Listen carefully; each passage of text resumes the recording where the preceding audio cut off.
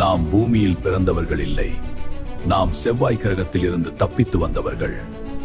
ஆனால் நாம் செவ்வாய்க்கு என்ன செய்தோம் தெரியுமா? ஆயிரக்கணக்கான ஆண்டுகளுக்கு முன்பு மனிதர்கள் செவ்வாய் கிரகத்தில் வாழ்ந்தனர். அங்கே தொழில்நுட்பம் உச்சத்தை எட்டியது.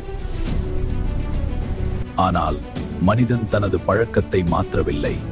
செவ்வாயின் வளிமண்டலத்தை மாசுபடுத்த தொடங்கினான். பின்னர் ஒரு உலகப் போர், அணு ஆயுதங்கள். செவ்வாய் கிரகம் வாழ முடியாத கிரகமாக மாறியது. அதன் பிறகு மனிதன் உயிர் பிழைக்க பூமிக்கு தப்பி வந்தான். பூமியில் மனிதன் மீண்டும் வளர்ந்தான். ஆனால் பழைய தவறுகளை மறக்கவில்லை. மாசுபாடு, போர், அணு ஆயுதங்கள், மீண்டும் அதே தவறு. இப்போது பூமியும் செவ்வாயைப் போல வாழ முடியாத கிரகமாக மாறுகிறது. மனிதன் மீண்டும் தப்பிக்கிறான்.